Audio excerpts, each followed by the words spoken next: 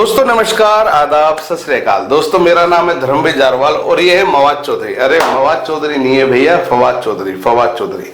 दोस्तों ये फवाद चौधरी और ये पाकिस्तानी मंत्री हैं। इनको हमारे हिंदुस्तान से, हमारी मोदी सरकार से बड़ा प्यार है, खासतौर से नरेंद्र मोदी जी से बड़ा प्यार है, क्योंकि जब से नरेंद्र मोदी जी ने हिंदुस्तान की बागडोर संभाली है तब से जमकर हिंदुस्तान को कोसते हैं। नेशनल लेवल पे, इंटरनेशनल लेवल पे ये हमेशा हिंदुस्तान की बुराइयां करते हैं, जी भर के हिंदुस्तान को कोसते हैं। सुबह से लेकर शाम तक सिर्फ हिंदुस्तान के बारे में ये बात करते हैं। दोस्तों 2019 में भी जब धारा 370 जम्मू कश्मीर से हटाई गई थी तब इनको बड़ी मिर्ची लगी थी। इनका कहना था कि हिंदुस्तान की मोदी सरकार है वो मुसलमानों को दबाने का काम कर रही है धारा 370 हटा के। जब हमारी सर्जिकल स्ट्राइक की गई थी पाकिस्तान के अंदर, तो उस पर सर्जिकल स्ट्राइक के बाद इनको बड़ा बुरा लगा था। इनको लगा था कि इन्हीं के घर में बम फेंक दिया गया है और उसके बाद इन्होंने बाकायदा कड़ी निंदा की थी। इंटरनेशनल लेवल पे भी जाके बड़े कड़े बयान हिंदुस्तान के खिलाफ इन्होंने दिए थे। सुबह से लेकर शाम तक ये सिर्फ हिंदुस्तान की निंदा ही करते हैं और हिंदुस्तान के बारे में अंट संट जो बोल सकते हैं बोलेंगे। दोस्तों आप सोच रहे होंगे कि आज हम इनकी बात क्यों कर रहे हैं।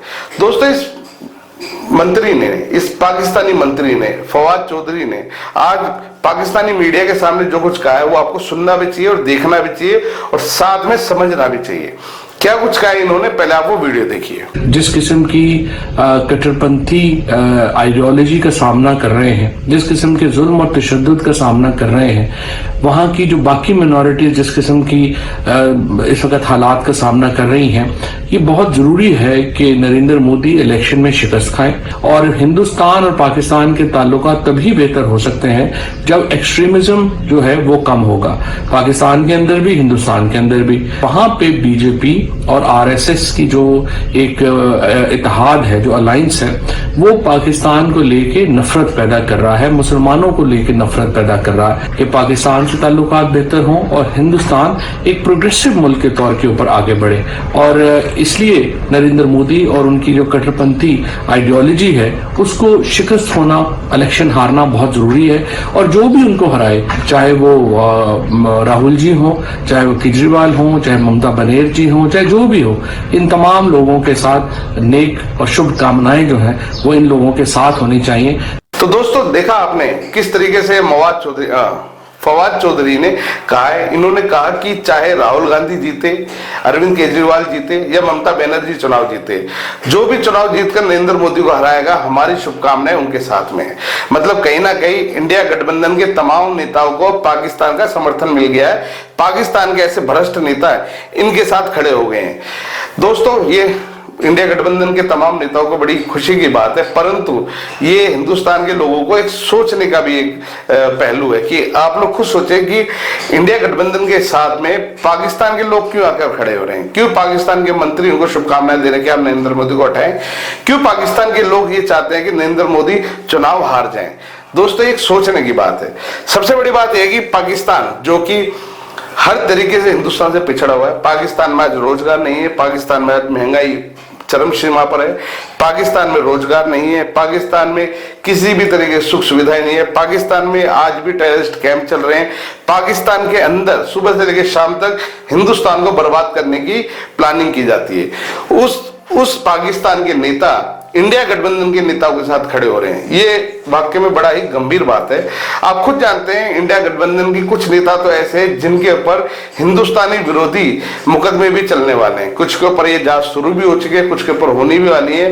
यहाँ तक कि इंडिया गठबंधन में जितने भी नेता, तमाम नेता कहीं ना कहीं किसी ना किसी केस में फंसे हुए हैं, किसी ना किसी जांच में फंसे हुए हैं। किसी के ऊपर भ्रष्टाचार के आरोप हैं तो किसी के ऊपर देश विरोधी भी आरोप लगे हुए हैं। उसके बावजूद भी ये तमाम नेता मोदी सरकार के खिलाफ खड़े हुए, एकजुट होकर खड़े हुए और अब इनको सपोर्ट करने के लिए पाकिस्तान के ऐसे भ्रष्ट मंत्री भी सामने आ गए हैं।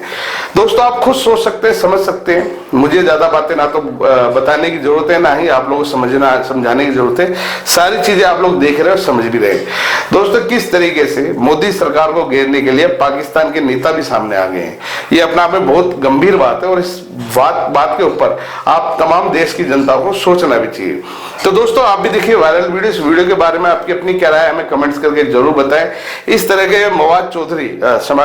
फवाद चौधरी के बारे में आपकी अपनी क्या राय है, पाकिस्तान को लेकर आप लोग क्या सोचते हैं दोस्तों, हमें कमेंट्स करके जरूर बताएं। और एक बड़ा ही महत्वपूर्ण सवाल, क्या अगर इंडिया गठबंधन के तमाम नेता चुनाव जीत जाते हैं और प्रधानमंत्री नरेंद्र मोदी को हरा जाते हैं, तो क्या ये इतने इस लायक हैं, इस काबिल हैं कि ये पाकिस्तान को आईना दिखा सके या आने वाले समय में पाकिस्तान से टक्कर ले सके, जिसको अब चाइना का पूरा पूरा समर्थन मिल रहा है। दोस्तों, ऐसे इंटरनेशनल मुद्दों के लिए हमें कहीं ना कहीं एक ऐसी सरकार चाहिए जो अपने निर्णय ले सके, क्योंकि जिस सरकार के अंदर इतने सारे नेता होंगे जो कि सबके सब भ्रष्ट हैं, और उसके बाद जबकि सबकी सोच अलग है। चुनाव से पहले आप लोगों ने देखा था रोज इन नेताओं के बीच में आपस में जूत बज रहे थे, ठीक है, रोज ये एक दूसरे को नीचा गिराने की कोशिश कर रहे थे। राहुल गांधी के बारे में अखिलेश यादव ने क्या कहा था, ममता बनर्जी ने क्या कहा था, यहाँ तक कि अरविंद केजरीवाल सोनिया गांधी के बारे में क्या बोलते थे, आप सभी जानते हैं। ये तमाम नेता आज अगर चुनाव जीत भी जाएंगे तो क्या आपको लगता है कि ये इस लायक हैं कि ये पाकिस्तान के खिलाफ, चाइना के खिलाफ खड़े हो सकें? ये मैं आपके ऊपर छोड़ते हूं दोस्तों। तो इन चीजों को समझने की जरूरत है, और समझने के साथ एक गहन, एक कड़ा निर्णय लेने की भी जरूरत है। फिलहाल आप ये वीडियो देखिए, इस वीडियो के बारे में आपकी अपनी क्या राय है हमें कमेंट्स करके जरूर बताएं।